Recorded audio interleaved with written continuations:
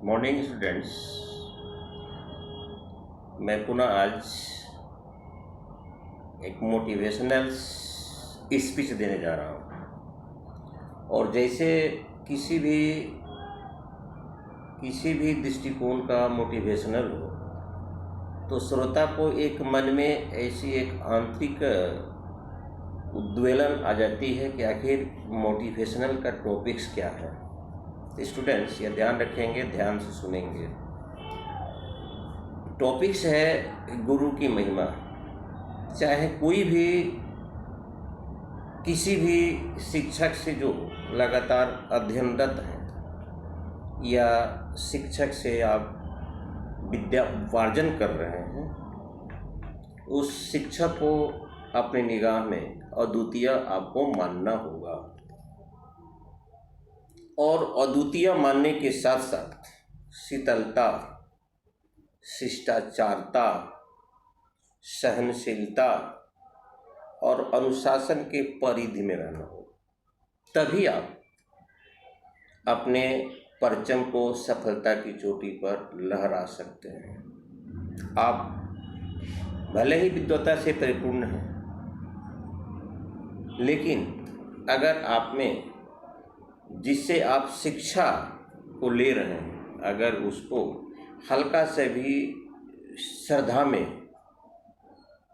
में किसी भी प्रकार की कटौती करते हैं तो समझिए कि आप में अहम की भावनाएं आ रही है और वह सफलता में एक बहुत बड़ा बाधक बनेगा।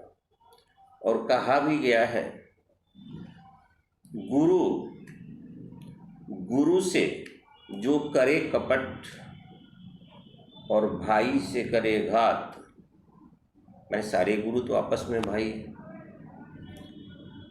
उनका जीवन में होती है बहुत बड़ी आघात। ये हमेशा नोट कर लीजिए। ये खासकर शिक्षार्थी जीवन तो बड़ा ही कठिनमय होता है।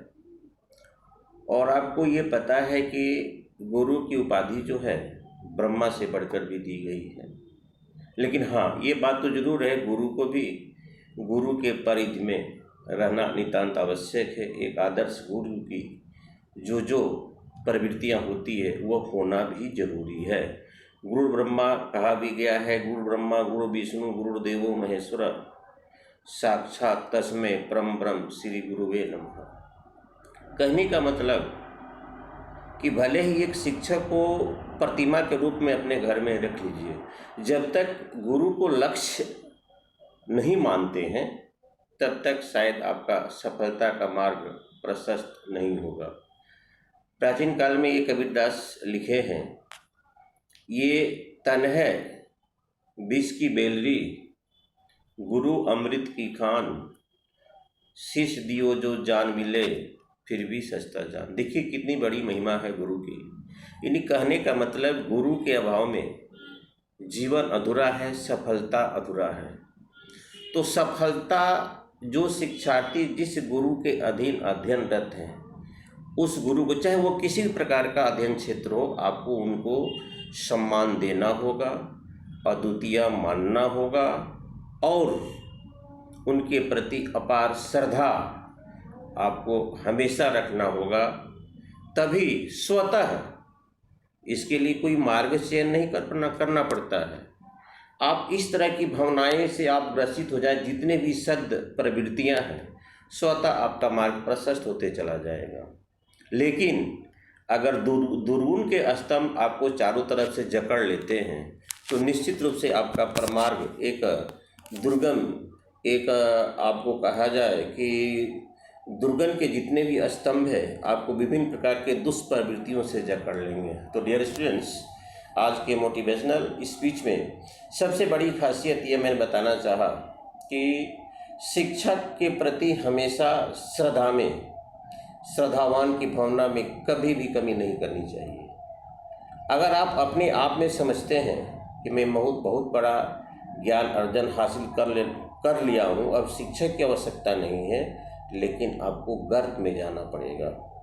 ऐसे बहुत सारे दृष्टांत है जो यह प्रमाणित करता है।